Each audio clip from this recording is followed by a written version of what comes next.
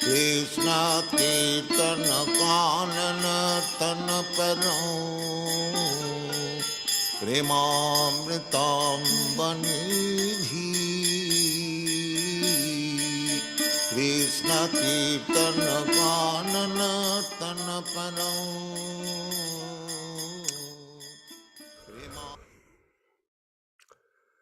Such a beautiful bhajan by Srila Prabhupada on this Wednesday evening from Canada. It's rather cold outside today. My friends here at the ashram were saying to me, "Oh, Vishwakarma, it's so cold out." But this is the nature of the material world, that there's duality. Happiness, distress, that goes on every day in the mind of the conditioned soul. And heat and cold, hankering and lamenting, all kinds of dualities, and people are afflicted by them.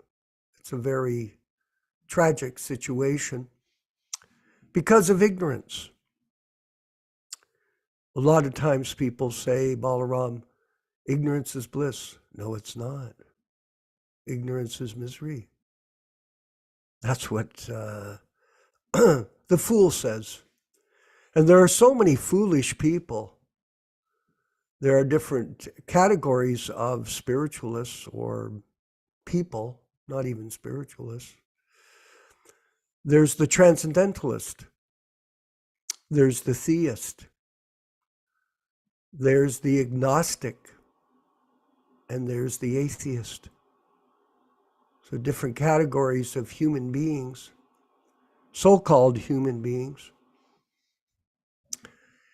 And Prabhupada came from India on a very treacherous journey to help people in the Western world become enlightened, because without knowledge, there is no bliss. Without knowledge, people suffer, like the atheist. We meet atheists, Balaram, all the time. They have no belief in God, they have no knowledge of God, and they waste all of their time on the mental plane of speculation. We have the agnostics. Well, these people, they also do the same thing. They have no knowledge of whether God exists or not. They're agnostic. They're in limbo, as they say in the Catholic Church. Of course, limbo has a different meaning with the Catholicism, but so it may not be appropriate, but they're not anywhere. They're crazy. If you don't know who you are, you don't know where you came from, you don't know where you're going. Prabhupada said if you meet someone on the street, they don't know anything, they might lock you up. The police may say, well, you're crazy, we'll take you to the mental institution. And people's mental illness is a very great disease here in Canada, very big. And people are completely lost in life. And instead of trying to help them with knowledge, what do? They give them pharmaceutical drugs. We have one person here living at the ashram. He's been troubled for years. He's a young man, 24. He has no idea who he is. He's completely bewildered by the fact he has no training. And tomorrow he's scheduled to get a hypodermic up his rear end. A very heavy drug to make him more or less catatonic, because that's what they do with people that have no knowledge. Instead of dealing with them, trying to enlighten them, give them understanding, they just inject them with a needle of high potency drugs and makes him catatonic for a week. And we have another lady at the ashram. She doesn't live here, but she's a pharmacist. She's been like Prabhupada was a pharmacist. She's also a pharmacist. She had a very successful pharmacy at one time. They were selling over $15 million a year in drugs. And she can't stand her business, Balaram, because all she sees is every day people on different types of psychotic drugs or some type of painkiller. So the people are completely injected with these drugs, and there's mental illness.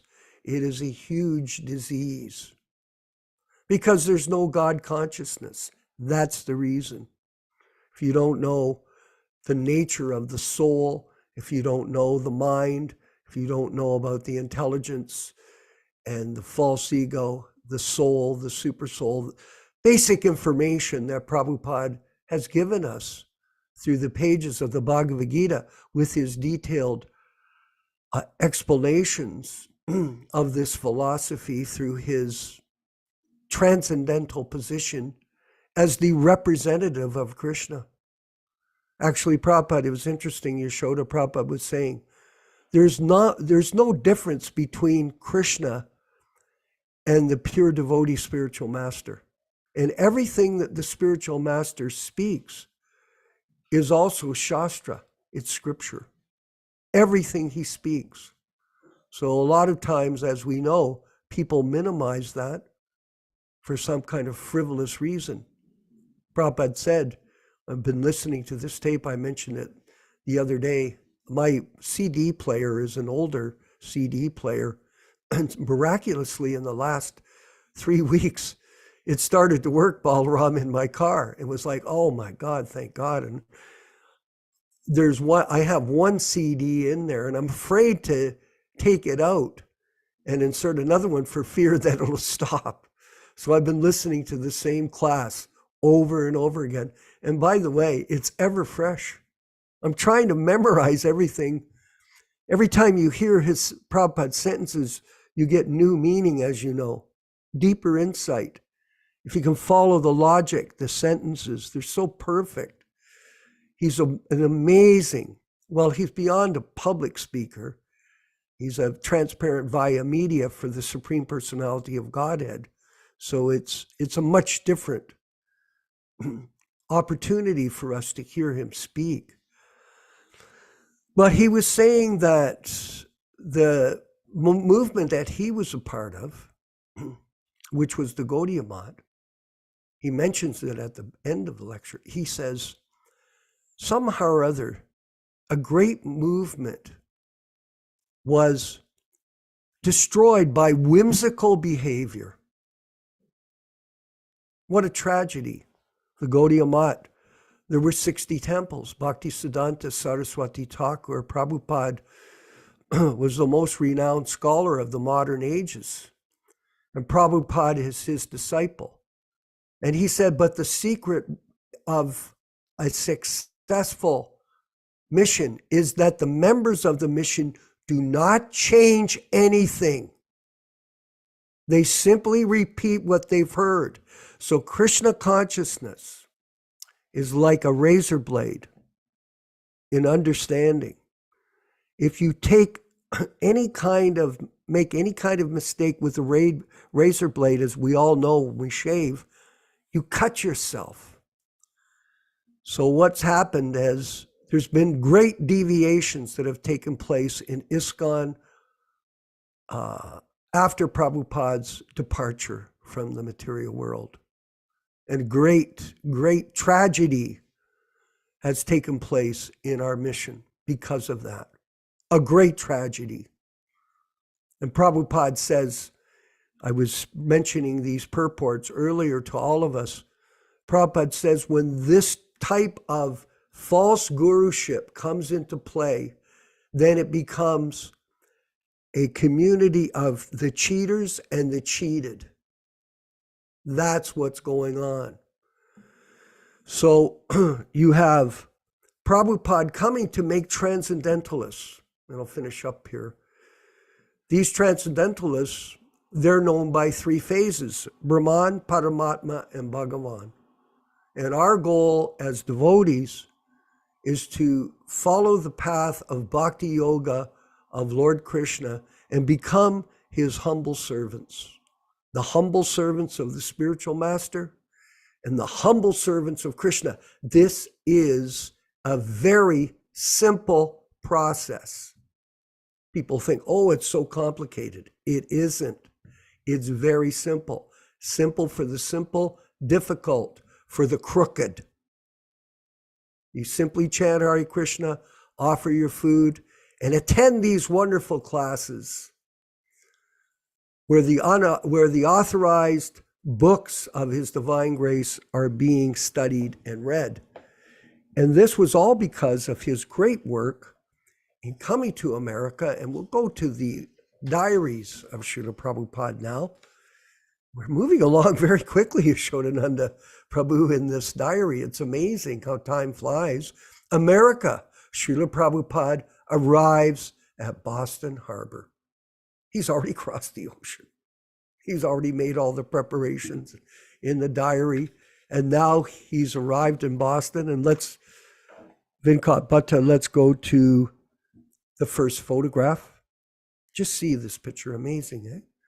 Srila Prabhupada first landed here at Commonwealth Pier in Boston at 5:30 a.m. on September 17th, 1965. So everybody here on the call, put yourself in a relationship with Prabhupada based on your age, how old you are, where you are now at 2023 in December, and what we're going to do together as a team to carry out the mission that Prabhupada was starting on September 17th, 1965, relatively speaking. And he was on a mission all his life, but we're seeing the starting of it in America. This picture was taken when Prabhupada revisited the site with some of his disciples. Okay, so it wasn't exactly that day. Thursday, September 16th. Today is the 35th day of our journey. And yesterday night at about 10:30 p.m., we have turned one wheel towards northeastern corner from the Bermuda latitude towards Boston Port. In the morning, the atmosphere was fairly cleared and the ship was plying very smoothly. The first officer told me that he had never had such experience of the Atlantic Ocean, and he ascribed the good luck to me. Of course, that was why.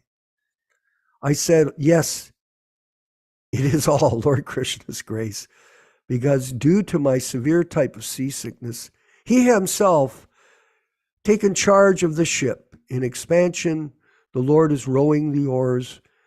We shall certainly reach to the American port safely. The whole day was clear sunshine, but at 4 p.m. the sky all of a sudden became foggy.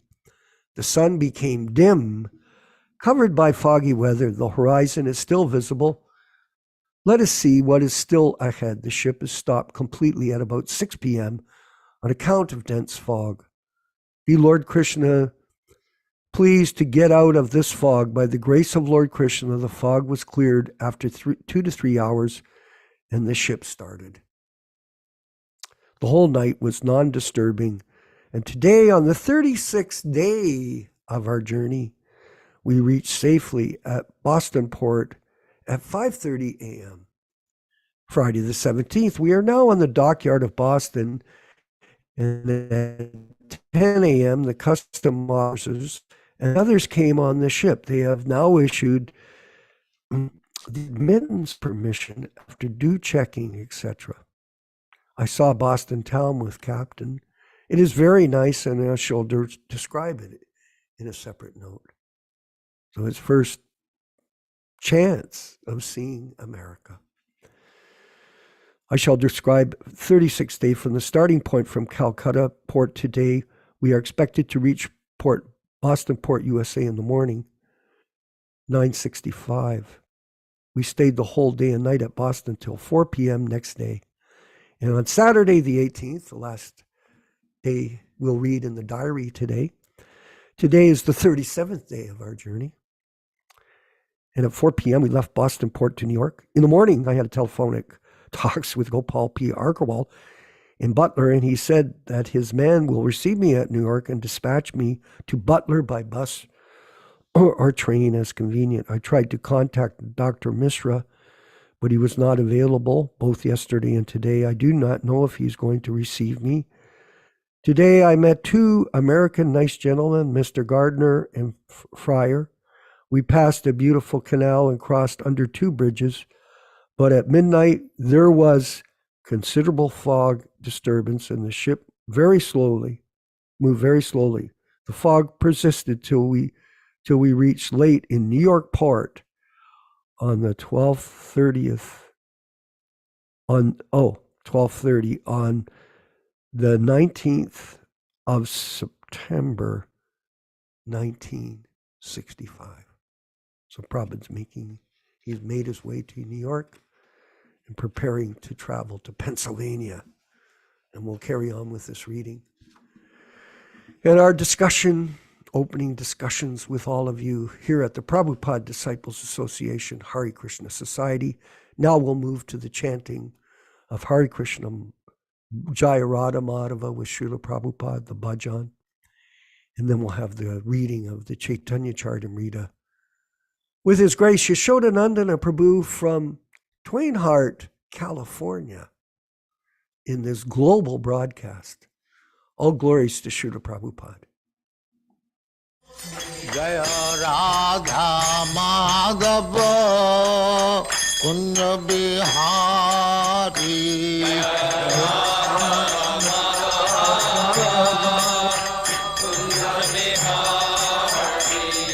Jaya Radha Madhava Kunja Bihari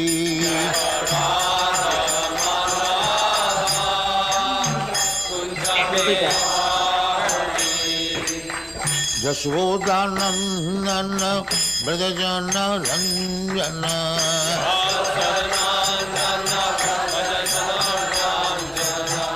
Yaśodā-nandana Brajajana Ranjana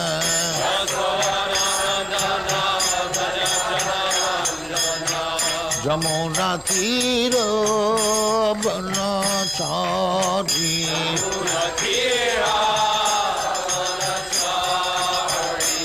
Jamuna Tira Banachari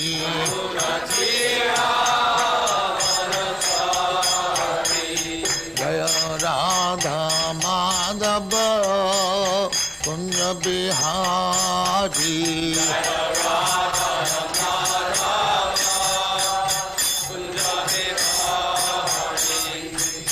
Gopi Jana Vallabha Girivaradhari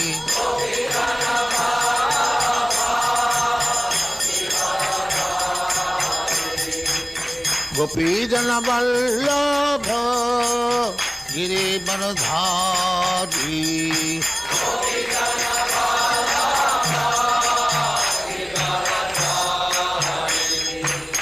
Yaśodā-nandana Brajajana Ranjana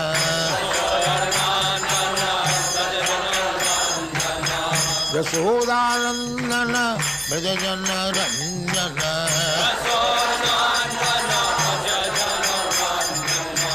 Jamuna Tira Banachari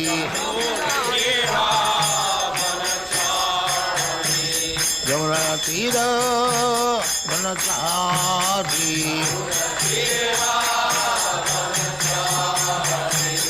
Jaya Radha Madhava Kunja Bihari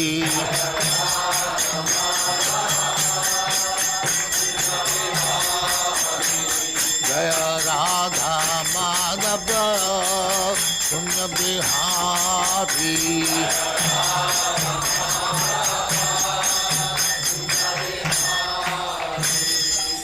Jai Amaspa Paramahansa Parivrajagacārya Sattara Smadhati Dhanta Saraswati Goswami Prabhupada ki Jai, Ananta Koti Vaishnava ki Jai, Ramacārya Sri Haridas Thakur ki Jai, Prem se kaho Sri Krishna Caitanya Prabhu Nityananda Sri Advaita Gadadhar Sivasadi Gaur Bhaktivinoda ki Jai, Sri Sri Radha Krishna Mokh Gopinath Sam Khand Radha Khand Girivardhan ki Jai, Vrindavan Dham ki Jai, Navadvip Dham ki Jai, Ganga Mai ki Jai, Jamuna Mai ki Jai, Guru Dwarka Dham ki Jai, Swami Bhaktivedanta ki Jai. All glories to their Supreme.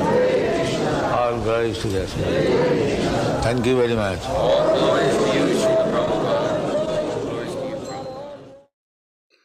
Om Namo Bhagavate Vasudevaya.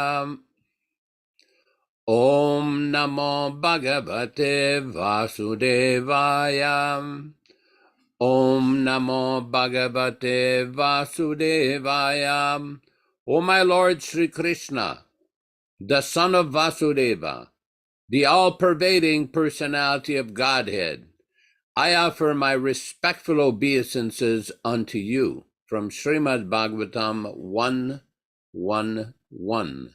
Narayanam namaskritya, Narayanam namaskritya, Naram cheva narottamam, Naram cheva narottamam, Devim saraswatim vyasam, Devim saraswatim vyasam, Tato jayam mudirayet, Tato jayam mudirayet.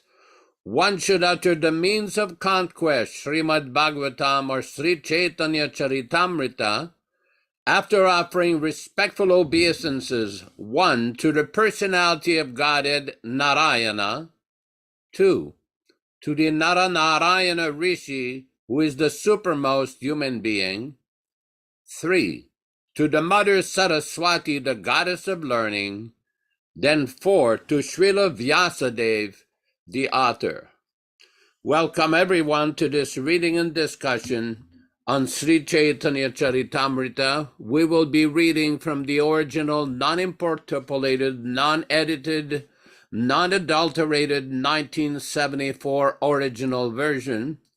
And as we do every week, we will be reciting a few verses from the Adi Lila, chapter 1 of Caitanya-caritāmṛta, to understand the transcendental benefit of reciting and reading this great literature.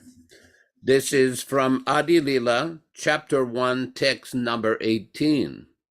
Jai Jai Sri Caitanya Jai Nityananda Jaya Dvaita Chandra Jaya Gaura Bhakta Vrinda. Glory to Sri Caitanya and Nityananda. Glory to Advaita Chandra, and glory to all the devotees of Sri Gaura, Lord Chaitanya. Text 19.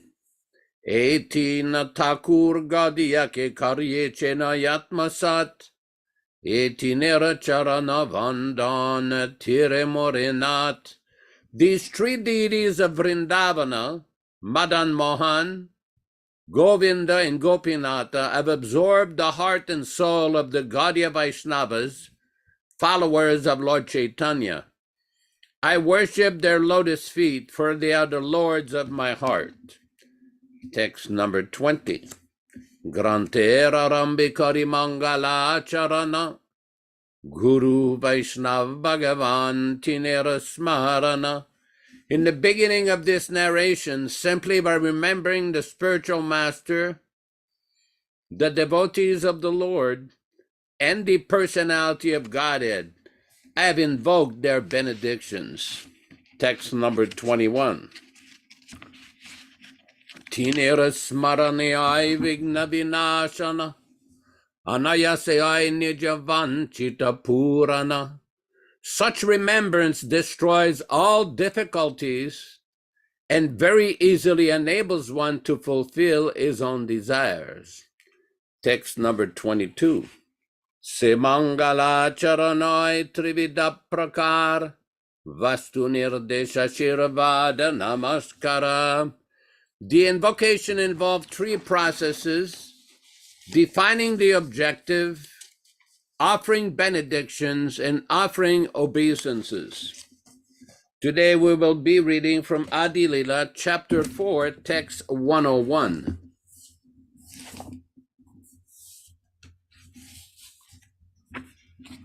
Hare Krishna.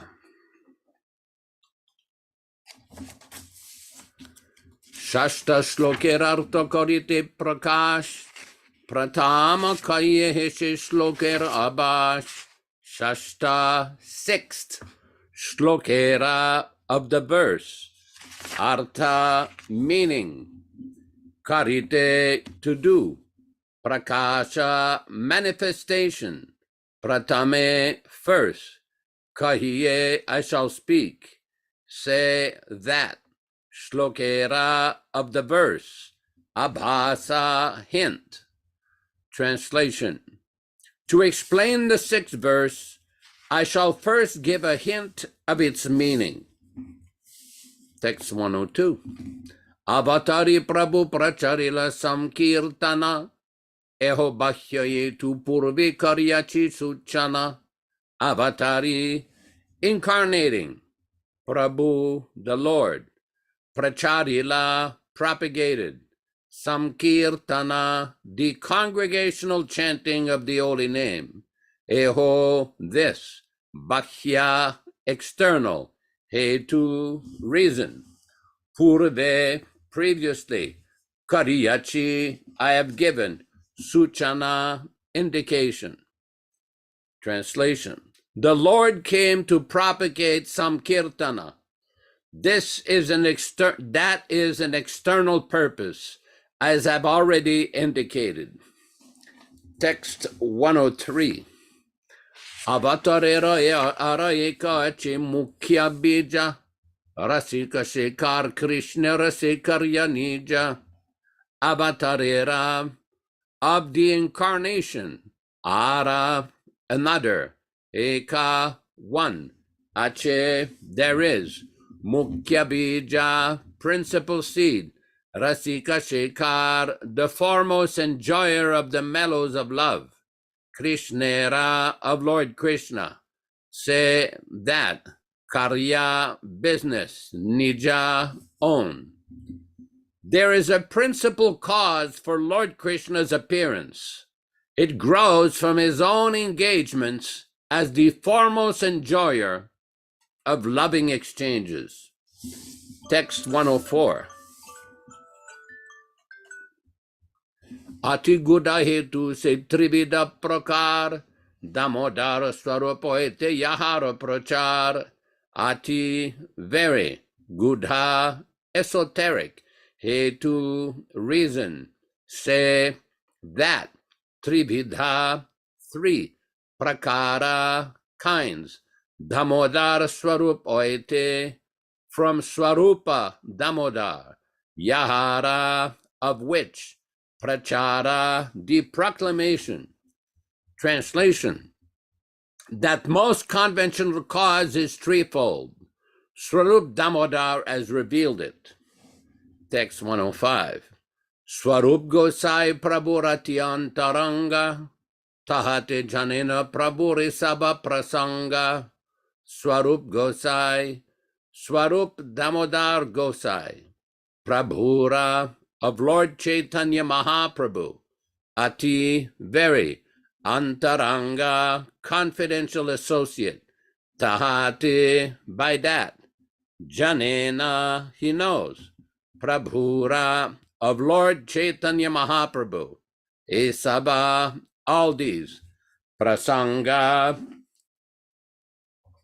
topics. Translation. Swarup Gosai is the most intimate associate of the Lord. He therefore knows all these topics well. Purport by His Divine Grace Srila Prabhupada. Prior to the Lord's acceptance of the renounced order, Purushottama Bhattacharya, a resident of Navadvip, desired to enter the renounced order of life. Therefore, he left home and went to Benares, where he accepted the position of brahmacharya from a Mayavadi sannyasi. When he became a brahmachari, he was given the name Sri Damodar Swarupa. He left Benares shortly after, without taking sannyas, and he came to Nilachala, Jagannath Puri, where Lord Chaitanya was staying. He met Chaitanya Mahaprabhu there and dedicated his life for the service of the Lord. He became Lord Chaitanya's secretary and constant companion. He used to enhance the pleasure potency of the Lord by singing appropriate songs, which were very much appreciated. Swarup Damodar could understand the secret mission of Lord Chaitanya, and it was by his grace only that all the devotees of Lord Chaitanya could know the real purpose of the Lord. Swarup Damodar has been identified as Lalita Devi, the second expansion of Radharani. However, the authoritative Gaura Ganodesha Dipika of Kavi Karnapur describes Swarup Damodar as the same Vishaka Devi who served the Lord in Goloka Vrindavana. Therefore, it is to be understood that Sri Swarup Damodar is a direct expansion of Radharani who helps the Lord experience the attitude of Radharani. Text 106.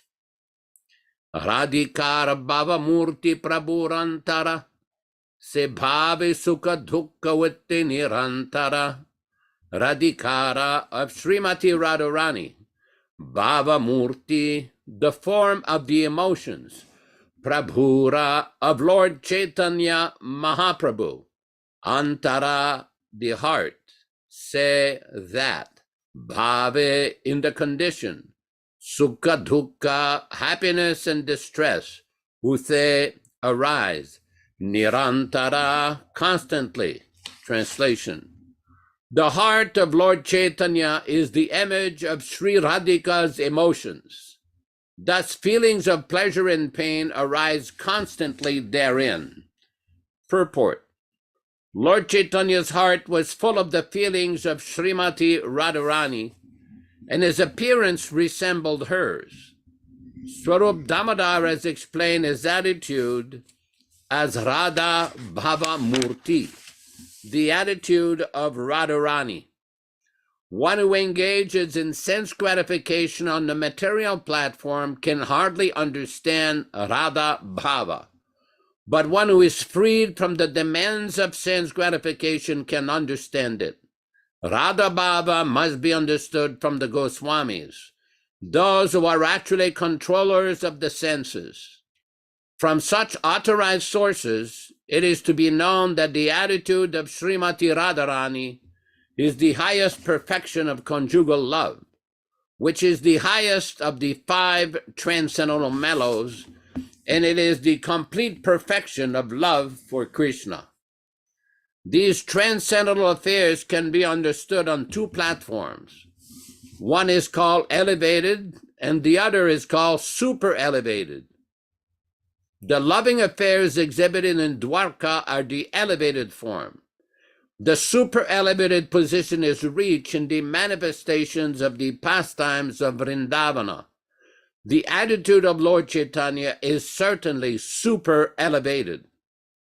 From the life of Sri Chaitanya Mahaprabhu, an intelligent person engaged in pure devotional service can understand that he always felt separation from Krishna within himself. In that separation, he sometimes felt that he had found Krishna and he was enjoying the meeting. The significance of this separation and meeting is very specific. If someone tries to understand the exalted position of Lord Chaitanya without knowing this, is sure to misunderstand it. One must first become fully self-realized. Otherwise, he may misidentify the Lord as Nagara or the enjoyer of the dances of Vraja, thus committing the mistake of rasa bhasa, or overlapping understanding. Om Ajnana Timirandasya Jnananjana Shalakaya Chakshurunmilitam Yena Tasmai Shri Gurave Namaha Nama Om Vishnupadaya Krishna Prestaya Bhutale Srimate Bhaktivedanta Swami Namine Namaste Saraswate Deve Gauravani Pracharine Nirvishesha Shunyavadi Paschatya Deshatarine Bhakti Siddhanta Shishyaya Bhaktivedanta Namine Prasannaya Prashantaya Tasmai Shri Gurave Namaha Bhagavad Vandanam Kādhyam Guru Vandana Purvakam Kshiram Sharkara Yuktam Kadatehi Visheshataha Adadhanastrinam Danteridam Yachi Punaha Punaha Srimadurupapadam Bhoja Dhulishyam Janma Janmani Amsho Bhagavato Smyaham Sadadaso Asmi Sarvata Tat Kripa Pekshako Nityam Tat Preshta Sad Karomishvam Sri Krishna Chaitanya Prabhu Nityananda Shri Advaita Gadadhara Shri Vasadi Gaura Bhakta Vrinda Hare Krishna Krishna Krishna Hare Hare Hare Rama Rama Rama Hare Hare. Very interesting purport, especially the last one, about the different levels of understanding about the transcendental affairs between Dwarka and Vrindavana. Prabhupada describes some of these pastimes are elevated and super elevated. It's interesting to note Srila Prabhupada was in Los Angeles one time, and the reporter asked him, "What do you think about Los Angeles?" Prabhupada stopped, he looked at the sky, he says, "I'm not in Los Angeles, I'm in Vaikuntha." So this is the exalted position of the pure devotee. He's not fazed by any of the disturbances of the material world. Although a pure devotee, a Mahabhagavat, will come down to the platform of a Madhyamadikari or a Madhyama Bhagavata to preach, but he cannot hide his elevated transcendental position. Whereas it's very easy to distinguish when another kind of Madhyamadikari, who is not coming down from the platform of an Uttamadikari, but is one who is still progressing, when one tries to imitate the exalted position of a Mahabhagavata, it is very different. That is why in the Nectar of Instruction, Prabhupada gives a very stark warning that one should not try to imitate the position of the Mahabhagavata without being self-realized. Otherwise, eventually one will become degraded. So one has to distinguish very clearly the position of the self-realized soul, the fully liberated soul, the topmost Mahabhagavata, and one who is a sadhaka, a practitioner who is still trying to progress on the path of devotional service. Now, it's very nice if anybody is engaged in preaching the mission of the Acharya according to the direction and orders of the Acharya. That is a very welcome and exalted position. The difficulty is, just like Vishwakarma Prabhu was mentioning in the beginning of his introductory speech, that sometimes people distort the teachings. They change the teachings. And that creates a problem. We see in the Sri Vaishnava Sampradaya of Ramanujacharya, which has been ongoing for 1100 years or even longer, and Madhvacharya Sampradaya, which has been going on for 900 years, that they don't change. They never change or adulterate the writings of their Acharya. Therefore, the teachings are kept intact. The teachings are kept non-adulterated. And some people, like this week, somebody contacted me and says, why is it that you and Vishwakarma constantly go back to this point again and again? Well, the difficulty is because every single week we see examples of people concocting, changing, adulterating, and misleading people with different misrepresentations on different levels. That is why Prabhupada said, when he originally founded the GBC in July of 1970 in Los Angeles, California, I asked one of his personal servants, what is this GBC function? What is it meant for? We all know what the function of a temple president was meant to be. And the reply was, well, this is meant to be just a supervisory position to make sure that everything goes nicely in the expansion of the movement, and to make sure that in the future, after the eventual departure of Srila Prabhupada, that his teachings will not be changed or distorted in any way. Now, this is very important. Acharyas make arrangement. There have been very powerful acharyas in our sampradaya. For example, in the Caitanya-caritāmṛta purport, there is a description of some of the branches in the Madhva Sampradaya, and there is one Swami named Raghavendra Swami. Now, this person was a big combatant against the Mayavadis. He appeared in the 1600 after Lord Chaitanya.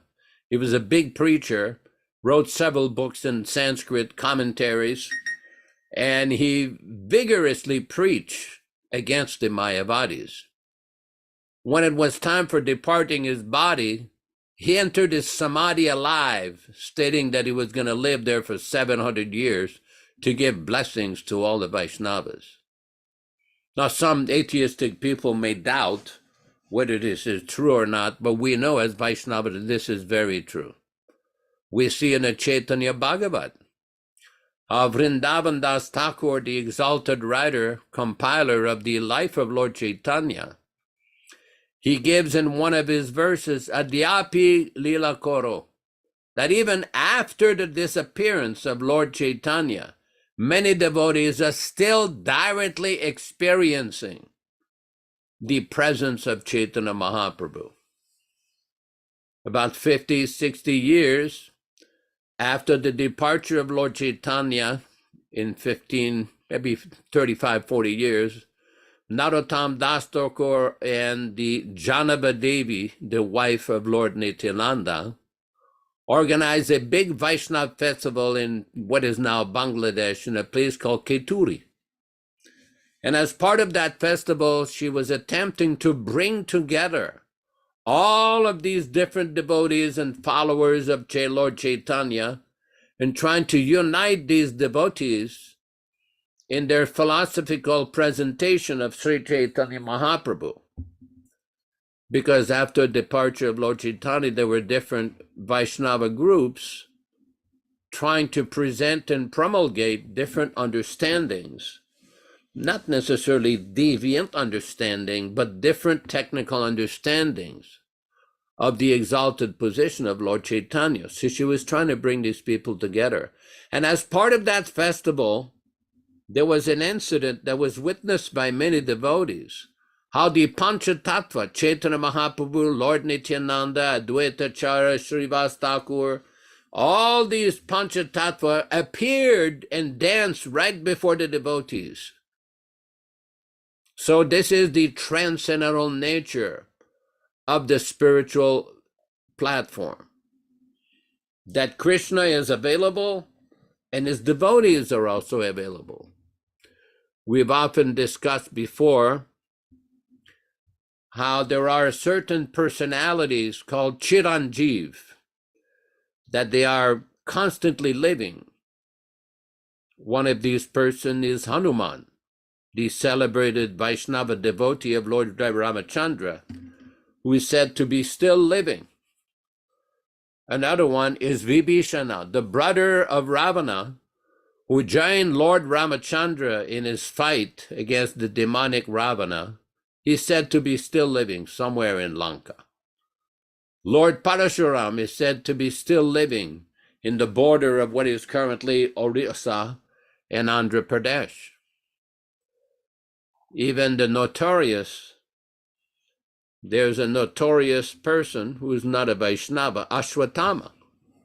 Ashwatthama tried to kill the children of the Pandavas, and he was cursed to live constantly, but to suffer with constantly painful sores and blood pus oozing from his body, but he will not stop. That suffering will keep going. So there are different personalities that are still living. Vedavyas is still living in the Himalayas. It's interesting, when Prabhupada first went to India from America in 1970, when he went there for the second time, he went there in 1967. But when he was there in 1970, they went to the Kumbh Mela. As everyone knows, the Kumbh Mela is this gigantic fair in Prayag, the confluence of the Ganges and the Yamuna and the Saraswati.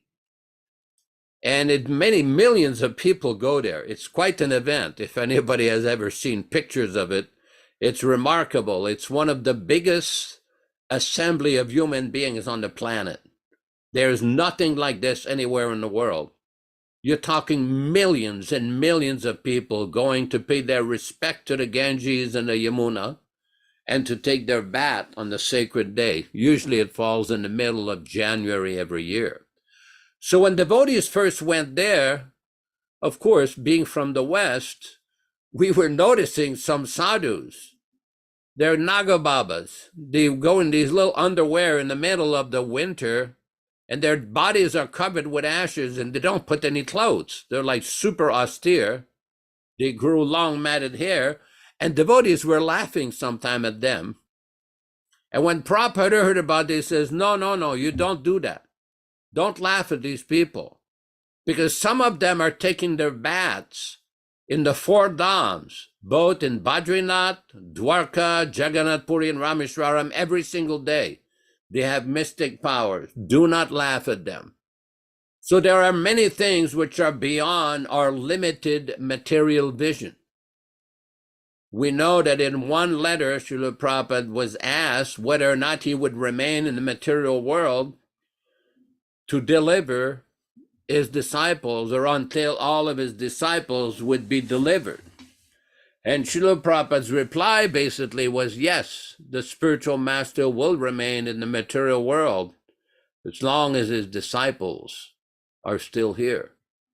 Now, how that will take place, how this will manifest itself, that is the mystery, the powerful arrangement of the spiritual master, of the pure devotee, Srila Prabhupada, and the mercy of Lord Krishna. But we do know one thing, just like we read in these books about the exalted position of Radharani, the exalted position of these great souls, just like we're reading about Swarup Damodar, the most confidential associate of Lord Chaitanya. It's not that this knowledge is a secret that only a few people can have. No, it is available. Simply one has to develop the taste for hearing. Every day, every week, we recite the Srimad Bhagavatam.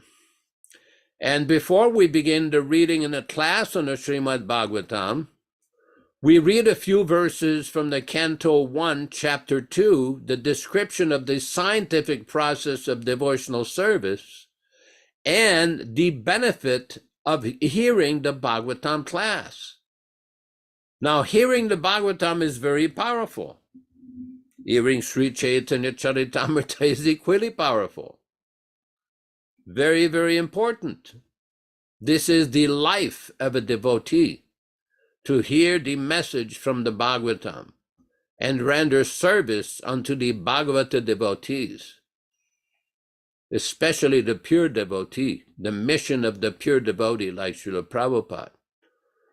So one should not despair or think that because Srila Prabhupada is not physically here, although he is physically here in his murti and in his picture, but for those who are very fond of this term, he's not living. Well, he's living in sound. He is living through his books. He is living through his teachings. In the 4th canto of the Bhagavatam, Srila Prabhupada, in the story of Kardamuni and Devahuti, there's a very interesting purport where Srila Prabhupada described that Bhaktivedanta Thakur prayed to have a son who would help him to preach the mission of Lord Chaitanya, who would help him to propagate the message of Lord Chaitanya Mahaprabhu. And Prabhupada describes Bhakti, and by his prayers, that Bhaktisiddhanta Saraswati Thakur is now preaching the message of Lord Chaitanya Mahaprabhu all over the world through his bona fide disciples. Well, it's interesting that this purport was written around 1973 and 1974.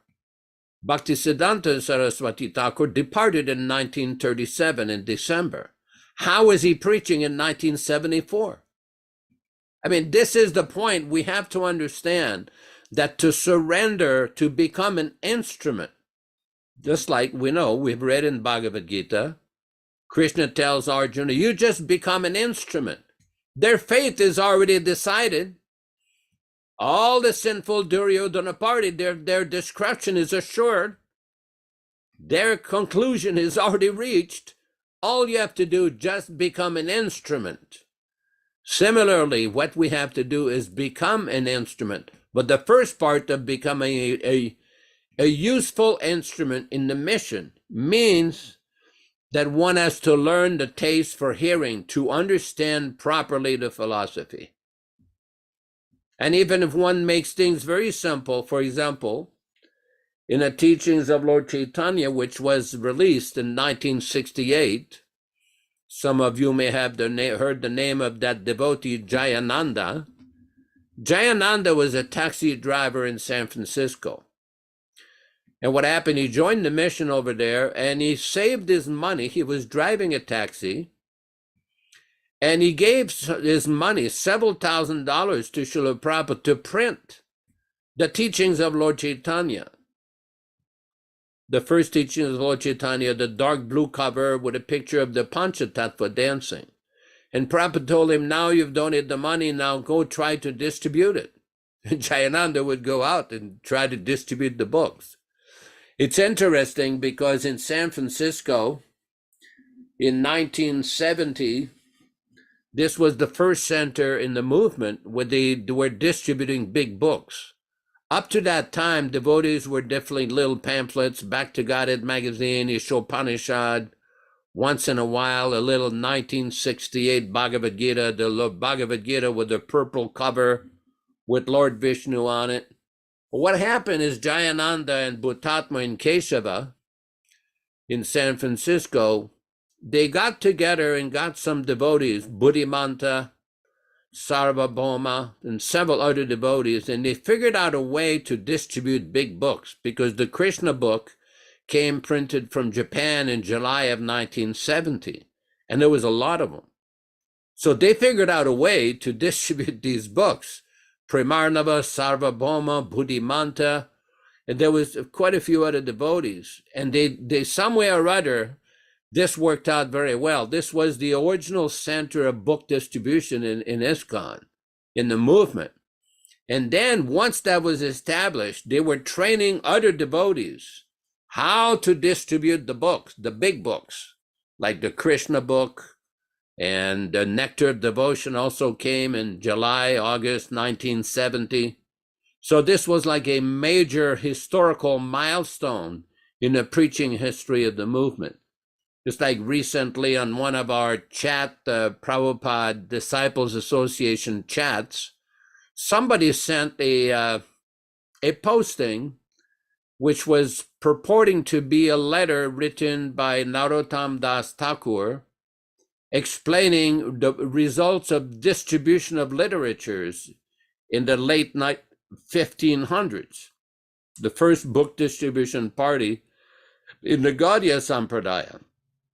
And several devotees asked me, well, where is this from? Well, the life of the six Goswamis and Srinivasacharya, Shyamananda, Narottam Das Thakur, these are the primary devotees, main devotees after Lord Chaitanya departed in 1534. The lives of these great devotees are described in a book called Bhakti Ratnakar. And it's elaborate description of everything that took place, how the movement gradually was expanded back in Bengal, in Orissa, and everything that was going on at the time. It's like a historical account of the history of our Sampradaya. Now, I have not found exactly where that specific letter was, but that book, Bhakti Ratnakar, describes these wonderful events. So we should rest assured there is plenty of transcendental nectar, plenty of transcendental nourishment and instruction. Simply we have to develop the taste for hearing. And then it will not be very difficult to figure out when somebody is posing or posturing or pretending. It will be easy to see, because one will be fixed in the proper conclusion as given by Srila Prabhupada. Hare Krishna, Hare Krishna. Hare Krishna. Thank you very much for your detailed explanation and really a tremendous insights into our philosophy in a very detailed manner. And this is the joy of hearing for the aspiring student of Bhakti Yoga. You want to get the chance to have the opportunity to associate with other devotees and hear this philosophy and relish the realizations that come from it. And this is Sankirtan. This is what Sankirtan is. It is explained here in today's verse that to explain the sixth verse, I shall first give a hint of its meaning. Text 102. The Lord came to propagate Sankirtan. That is an external purpose, as I've already indicated. So this was one of the missions of the Lord. The Lord appeared for a variety of reasons, but here today we see the reference to Sankirtan. And for those who are new to this group of Prabhupada disciples, let's discuss what is Sankirtan. Sankirtan simply is the propagation of the process of spreading Krishna consciousness through the chanting of the Hare Krishna mantra, both through japa and public performance, the study of the Bhagavad Gita and Srimad Bhagavatam and Caitanya-caritāmṛta, as Yaśodā-nandana explained, hearing the philosophy, and then distributing this information to other people. This is the highest service that one can render to the spiritual master and to Krishna. Because one who preaches this philosophy to others, Krishna will explain to us in the Bhagavad Gita, he is most dear to Krishna. And he is most dear to the spiritual master, because this was Prabhupada's main focus. It wasn't just a whimsical fly-by-night movement. It was him following a very strict schedule, austere schedule. And Yaśodā-nandana Prabhu, it's interesting to note that Prabhupada worked himself to the end. It wasn't just he took a day off. Prabhupada never took a day off. Or as they say in the modern society, chilled out. There's no chilling out.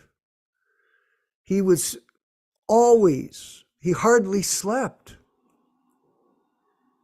When he was in Toronto, he slept, he went to bed early at 10 o'clock, and he got up at 1 o'clock and started translating. Even though he was traveling, he was pushing himself at a very high pace. Despite his failing health. When he was in Toronto, Prabhu, he wasn't feeling well. I went to see him. I apologized. Prabhupada, I'm sorry that we've arranged all these engagements for you. He had to meet Joseph O'Connell. He went to devotees' houses. He had lectures to give. In the temple, he had meetings to have with the devotees. And you know what he said to me? That's okay. Go ahead. No consideration for himself. It wasn't that he was after profit, adoration, or distinction. He made no request to see the deed of the building. He made no request for any Lakshmi. But at the same time, he was always ready to serve the mission of Lord Chaitanya no matter where he went. And he underwent great austerity, pushing himself. And so we should follow in the example of our Guru, Srila Prabhupada, and push ourselves with our mind, our intelligence, our physical strength, our money, whatever capacity that we can contribute to this mission, we should step forward. As Yaśoda mentioned about Jayananda, I think he gave all his money that from his inheritance of $20,000. He gave all of it to Prabhupada for printing books. He didn't hold back on anything except the intense service that he saw in Prabhupada's character. He adopted it into his character. So this is very important to understand this mood, everyone.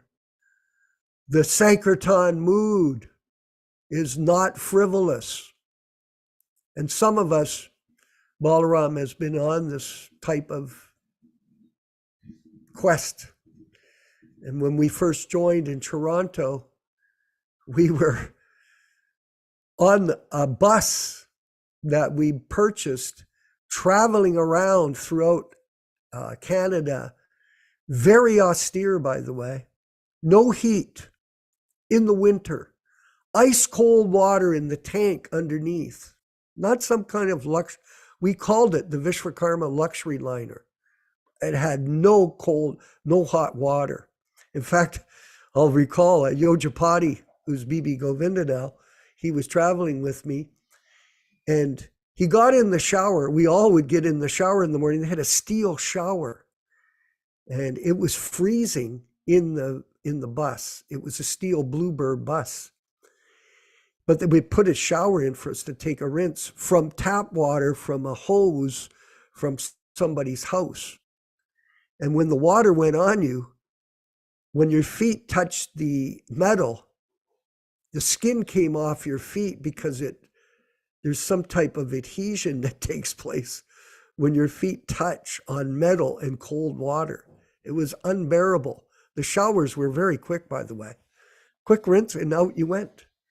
Got dressed in freezing conditions, and then we went out on the street for hours and hours a day distributing the books, because that was our main mission, to travel. And we traveled everywhere for a year and a half, just like Vishnu John before he formed Radha Damodar Party. Prabhupada mentions our buses in Caitanya-caritāmṛta. He says there are buses traveling through America and Canada, or not, he didn't mention Canada, but in America, spreading the Krishna consciousness movement. And we were doing that. In fact, we met Vishnu John in Texas. He came on our bus. He had a bus, we had a bus. And it was quite, for young men like that, it was like an army. We were in the army, ready to accept all kinds of difficulties. So we'll just go to the verse here, Venkat Prabhu. Prabhupada's describing Swarup Damodar being a brahmachari. Brahmachari means a single celibate student of the spiritual master. Brahmachari, Grihasta, Vanaprastha, and Sannyas. We're not going to go over all of these things right now because it's for another time, but there are 4 ashrams.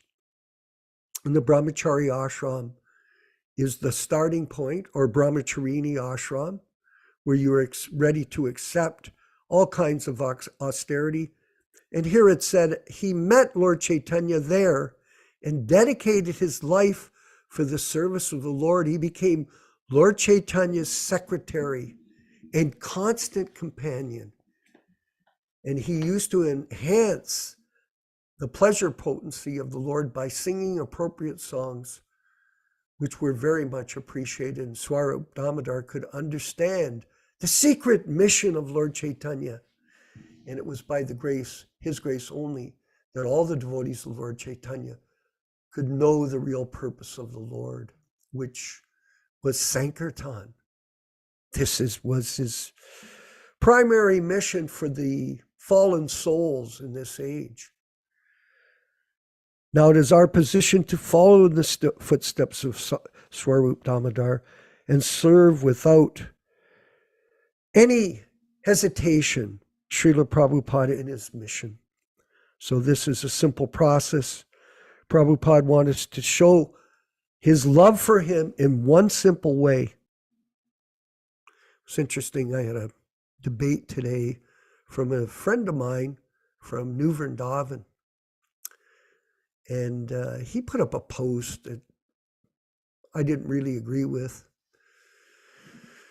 And he was saying, yeah, it's at this age, don't try to change anything. Don't try to do anything. Just chant your rounds and be a devotee and go back to Godhead. Yeah, sure.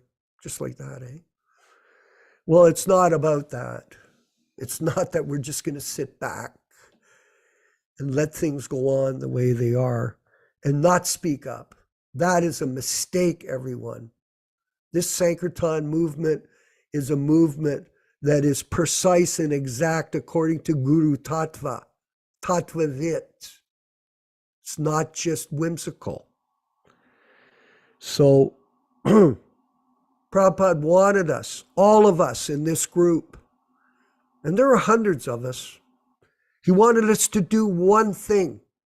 And I'm going to write my friend in New Vrindavan tomorrow, because he was saying things which were very narcissistic, self-centered. We use the term bhajananandi, this kind of devotee that's all about himself. Chant my rounds, but never distribute prasadam to anybody, have no plans for it. If there's any donation to spread the Sankirtan, no, not for me. I'm going to keep my money. If there's any kind of chanting opportunity or class participation, not me. I'm busy. I'm smart. I got it all. Okay, fine.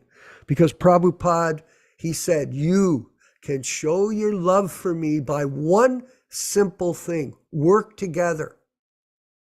Just work together. Because I always say this to Yaśodā. Two devotees are better than one. 3 devotees are better than 2. 4 devotees are better than 3. And when you keep going, when we look at these photographs, Prabhus, at the beginning of the class that Venkat Bhatta shows. Today I'm looking at it again, I'm going, what kind of beautiful momentum took place when Prabhupada was personally went with us It was outstanding. All these wonderful people assembled around the pure devotee and were pushing the Sankirtan movement like crazy. We bought that building in Toronto. We bought a skyscraper building in New York City. This movement was going through the roof because everybody was working together cooperatively to serve the mission of Srila Prabhupada that he enlisted us into. It wasn't a small thing. And unfortunately, through whimsical behavior of a few, that momentum has been lost and now subdivided into individual guru cults that will come and go in due course of time. Anyway, Yaśodā, maybe you could share a few thoughts, and then we'll go to our guests, Dharma Bhavana, Janis Priya, Sweta Saxena, and Balaram, to further discuss these points globally. Well, thank you for these various points. See if we are, here we go. I was just going to read a few statements from the Nectar of Instruction about the exalted position of Radharani and Radhakunda. This is from text number 9 in the purport, at the end of the purport. In Caitanya-caritāmṛta Madhya-lila, it is stated that when Sri Chaitanya Mahaprabhu first visited the area of Vrajabhumi, he could not at first find the location of Radhakunda. This means that Sri Chaitanya Mahaprabhu is actually searching for the exact location of Radhakunda. Finally, he found the holy spot, and there was a small pond there. He took his bath in that small pond and told his devotees that the actual Radhakunda was situated there. Later, the pond was excavated by Lord Chaitanya's devotees, headed first by the 6 Goswamis, such as Rupa and Raghunatha Dasa. Presently, there is a large lake known as Radhakund there. Srila Rupa Goswami has given much stress to Radhakunda because of Sri Chaitanya Mahaprabhu's desire to find it. Who then would give up Radhakunda and try to reside elsewhere? No person with transcendental intelligence would do so.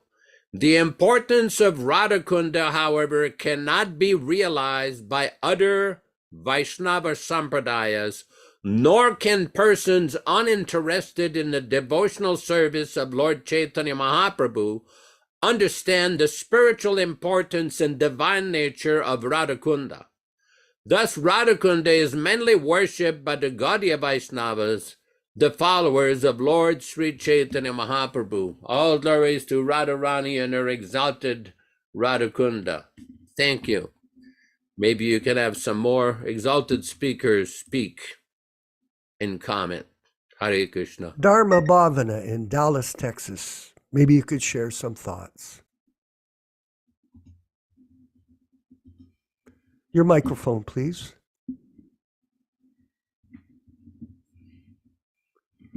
Keep trying.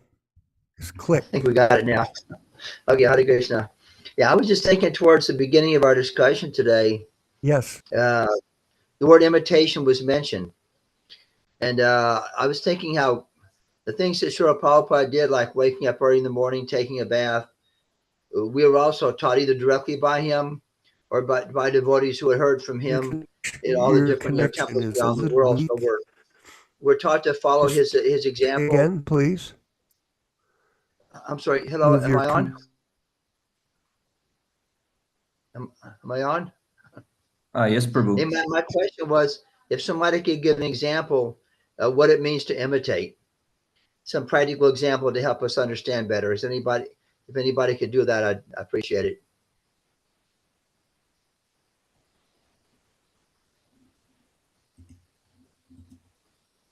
Vishwakarma, will you answer that? I couldn't really hear the question. Could you repeat it? It was. I think your connection is Prabhu, Vishwakarma Prabhu. Can you hear me, Yaśodā? I can hear you, but there's something wrong with your sound. I'm having trouble with my audio. Venkat, Venkat, Yeah, maybe you could answer the Yaśodā-nandana question. Prabhu can answer the question. Yes. The question was example of imitating the behavior of an Uttamadhikari. Well, Prabhupada has given many instructions on this topic. For example, there's one lecture where Prabhupada cautioned, don't try to be a better Paramamsa than your Guru Maharaj. Prabhupada says, I even attend the classes.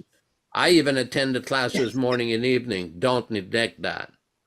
I mean, I think that many times when we speak of these issues, we're speaking of certain behaviors that took place primarily after the departure of Srila Prabhupada with regards to certain practices and certain events like Vyasa Pujas, Guru Pujas, pictures, pranam mantras, special titles, a lot of these things which are usually reserved for the position of an exalted Uttamadhikari.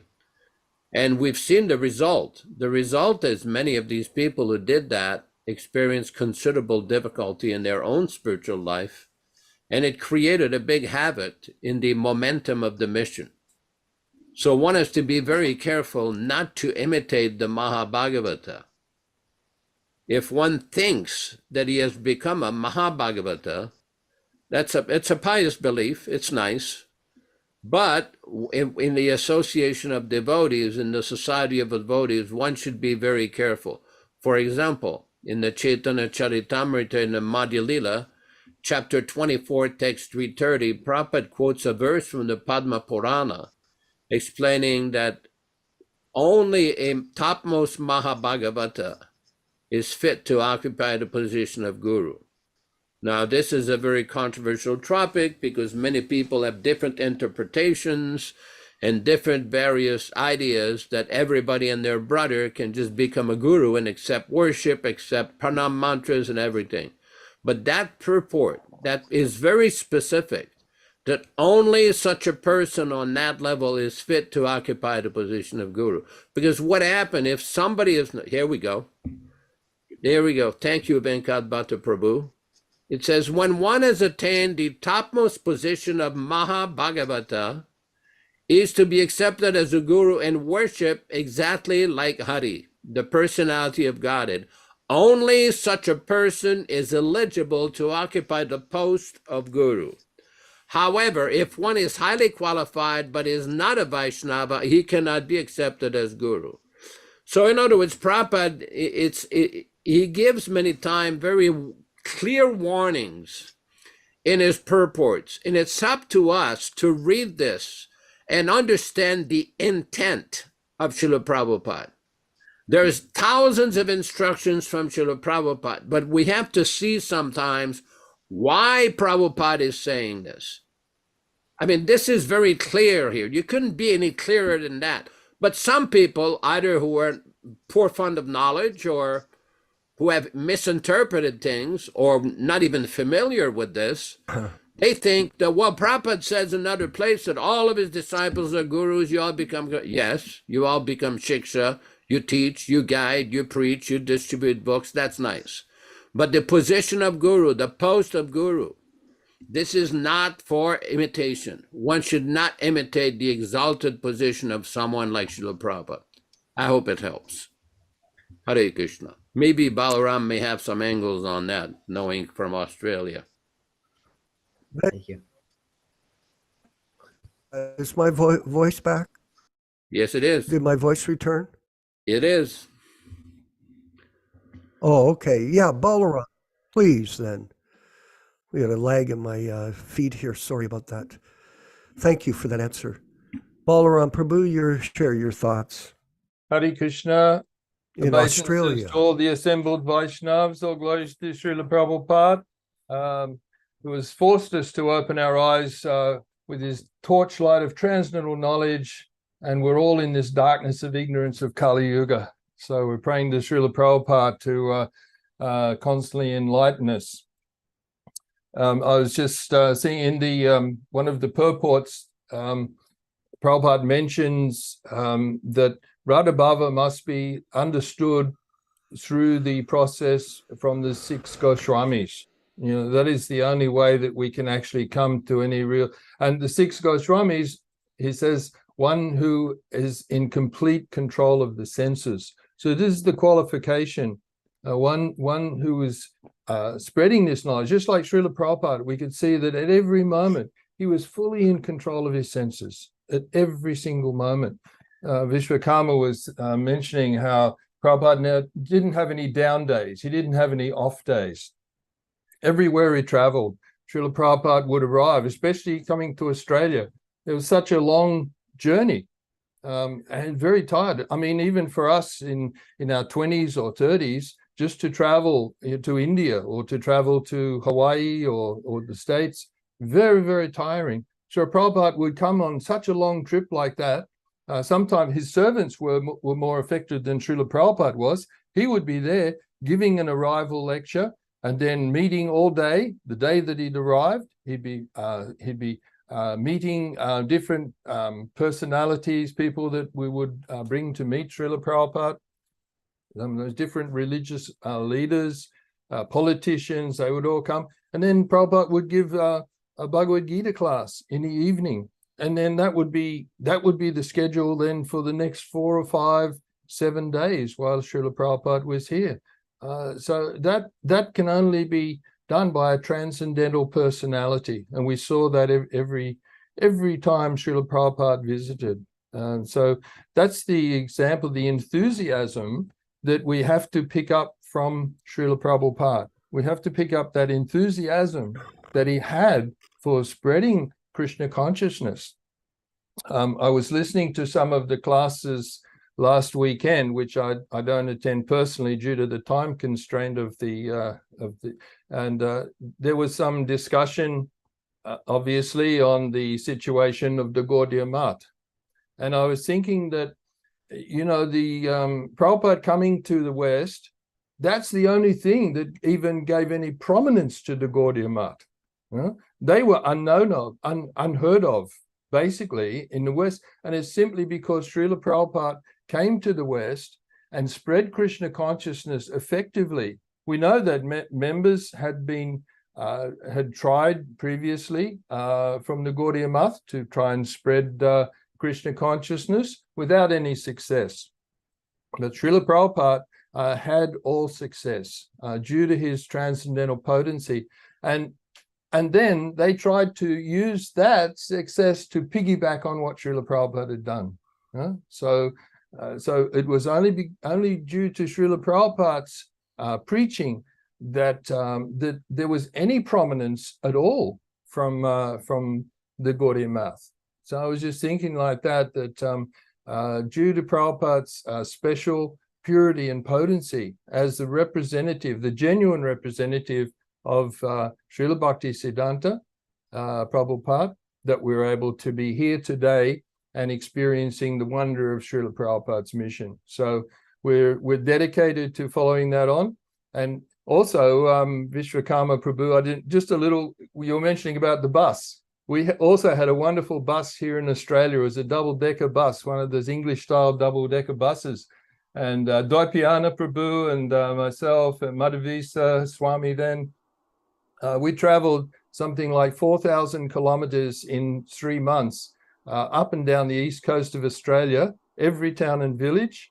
And we'd blow the conch shell when we'd come into the village, and people would come and the towns, and we'd spend the whole day distributing prasad, distributing books. And that was my first 3 months in Krishna consciousness. So that was our training in those days. So anyway, we're continuing on now. So thank you very much for this wonderful association, and I love to hear the realizations of the Prabhu. So thank you very much. Hare Krishna. Thank you very much, Balaram. And Jonas Priya in Hawaii, maybe you could share some thoughts. I know it's early in the morning there. No, actually it's not. It's a regular. Aloha, Hare Krishna. Glory to Srila Prabhupada. Yes, I just feel that we're so fortunate that we're discussing Srila Prabhupada. This is one of my favorite things. Srila Prabhupada didn't have to prove anything to anybody. Srila Prabhupada didn't need anything from anybody. So therefore he could say, and he did, he just said exactly what he needed to say. And when Prabhupada was talking, a lot of times there were some guests that they thought they were very learned and they tried to speak, and Prabhupada will shut him off immediately. Prabhupada wouldn't let him talk. Prabhupada just cut him off. And there's one story that I like. Mullah Prakriti tells that there was this one guy and he was arguing with Prabhupada, and Prabhupada just looked at him and said, "Look, you're simply crazy. You're one crazy person." And this guy just freaked out, It's like he thought he was so learned. And then he just started saying, crazy. And then less than a minute, he goes, "I'm crazy." And then he started breathing in front of Prabhupada. He said, "I'm crazy." And he started crying. This is Prabhupada's mercy. So how could anybody even attempt to compare themselves to Srila Prabhupada in any way and in any angle? This is simply either envy or gross ignorance or a combination. So these people that have these problems, they need to wake up. Prabhupada is so merciful that he will forgive anybody for anything they done if they come sincerely to Srila Prabhupada and say, "Srila Prabhupada, I know I messed up big time. I don't deserve any mercy, but please give me the opportunity to do something for you." And Prabhupada will say, "Yes, come on." Hare Krishna. Thank you very much. And this is so true for all of us that it is really a great opportunity to have this facility that was left to us by His Divine Grace A.C. Bhaktivedanta Swami Prabhupāda to get out of the material world, because we are on a journey in time here, everyone. In time, nothing is guaranteed. No one is guaranteed to live on another day. And the perfect example is the pastimes of Maharaj Parikshit, where he was cursed to die in 7 days. And he took his time to sit down and hear Srimad Bhagavatam, and in this way prepare properly. So proper preparation means to be involved your time and energy in the Sankirtan mission of Srila Prabhupada. And this is what we'll continue to do moving forward with this wonderful group that's assembling ongoing. And thank you everyone for sacrificing 4.5 hours a week to be a part of this instead of everything else that we do. And we'll be back on Saturday morning at 10 a.m. Eastern Standard Time for Bhagavad Gita as it is, and Sunday morning at 10 a.m. Eastern Standard Time here in Canada and the Eastern United States for the reading of Srimad Bhagavatam from the original unedited books. So we look forward to seeing you then. And Venkat Bhatta in South India, thank you for the production today.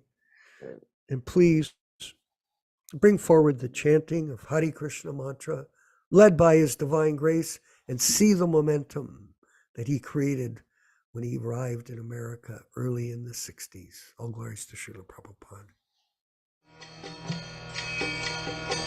Shri Krishna Caitanya Prabhu Nityananda Shri Advaita Gadadhar Shivāsadi Gaurabhakta Vrinda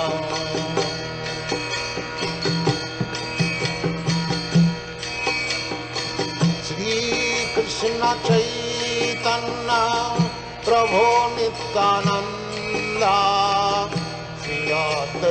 Gadadhar Vivasati Gaur Bhakta Vrinda.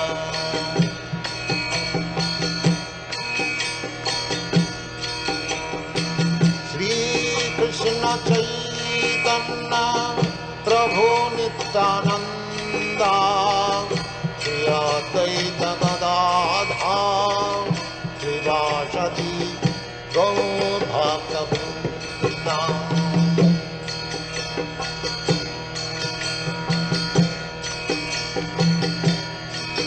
Hare Krishna, Krishna Krishna, Hare Hare, Hare Rama, Rama Rama, Hare Hare. Hare Krishna, Krishna Krishna, Hare Hare, Hare Rama, Rama Rama, Hare Hare. Hare Krishna, Krishna Krishna, Hare Hare, Hare Rama, Rama Rama, Hare Hare. Hare Krishna, Krishna Krishna, Hare Hare, Hare Rama, Rama Rama, Hare Hare. Hare Krishna, Krishna Krishna, Hare Hare, Hare Rama, Rama Rama, Hare Hare. Hare Krishna, Krishna Krishna, Hare Hare, Hare Rama, Rama Rama, Hare Hare.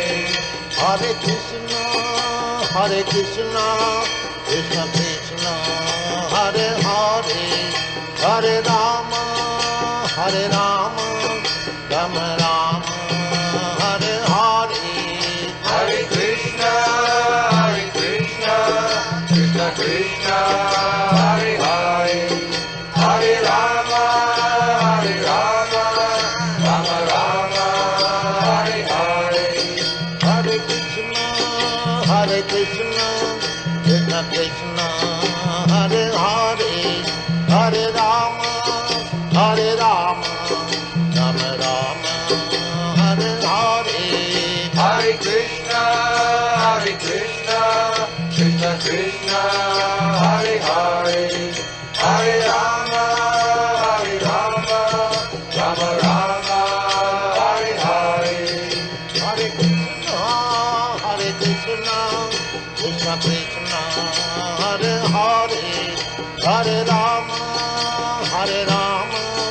Rama Rama, Hare Hare. Hare Krishna, Krishna Krishna, Hare Hare, Hare Rama, Rama Rama, Hare Hare. Vanchakalpa tarubhyascha kripa sindhubhya eva cha patitanam pavanebhyo Vaishnavebhyo namo namaha. Hare Krishna, Hare Krishna,